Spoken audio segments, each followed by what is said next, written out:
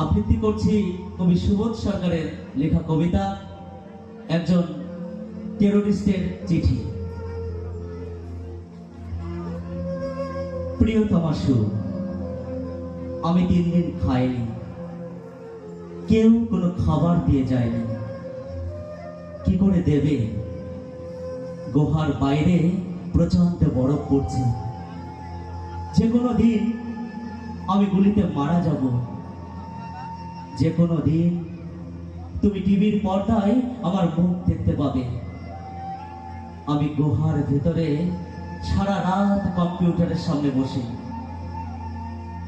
কতদিন আমি বকুল ফুলের গন্ধ পাইনি। কতদিন আমি গরম রুটি খাইনি। কতদিন আমি তোমার ঘাসে হাত দিইনি। কালো ঘাস ভাবলে চেয়ে ভেড়া ছুটে বেড়ায় শরীরে। স্টাইলিংটা হাতের মুঠোয় ধরে বসে থাকি, তার মুখ দিয়ে গরম বেরিয়ে আসে। গরম। আমার স্টাইলিং ভালো আছে, তোমার সাইবেরিয়া। এখানে কেউ আমার জন্মদিন কবে জানে না। আমি পড়াশোনায় ভালো ছিলাম, অধ্যাপক বাবার ছেলে। কম্পিউটারে আমার চাইতে কেউ ভালো ছিল না। আজ আমি গুহায় বসে আছি, কিন্তু কেন?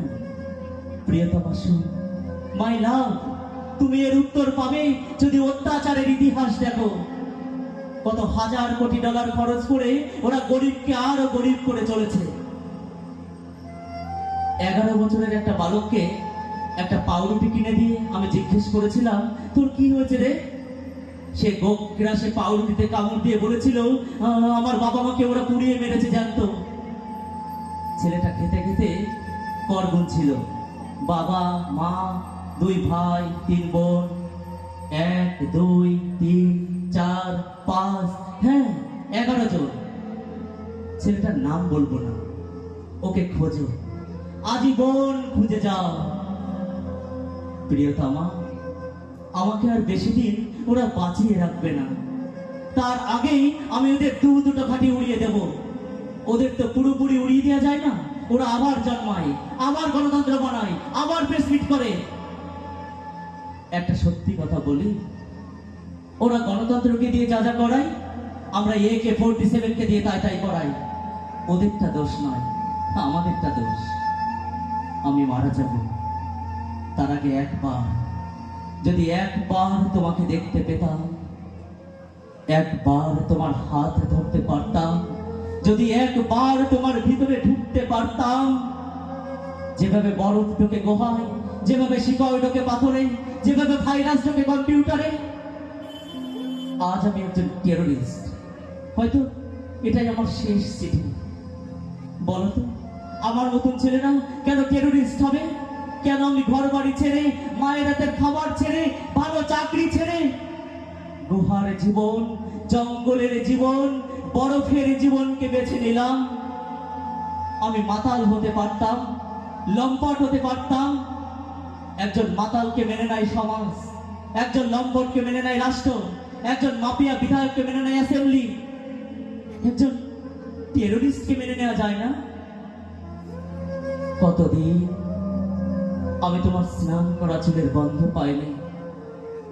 চোখ ভরে আসে জলে। পাউরুটি খাওয়া শেষ করে 11 বছরের ছেলেটা বলেছিল, আর আছে? আমি আর এক টুকরো পাউরুটি কিনে দিয়ে বলেছিলাম, শোন, তুই বড় হয়ে কি করবি? সে বলেছিল, বদলা নেব। ছেলেটার মুখ ভেসে উঠেছে। মনে হয় আমার সামনে অনেক অনেক কাজ, অনেক খারাপ কাজ। ভুল বললাম, অনেক অনেক ভালো কাজ। প্রিয়তমা, আমাকে ক্ষমা করো। মাকে একবার দেখে এসো। বোকা মেয়েটা আমার মা হয়ে কোনো অন্যায় করেনি। ইতি কোনো নাম নেই, পুনশ্চ আমি মরে গেলে আমাকে তুমি আকাশ বলে ডেকো। নমস্কার।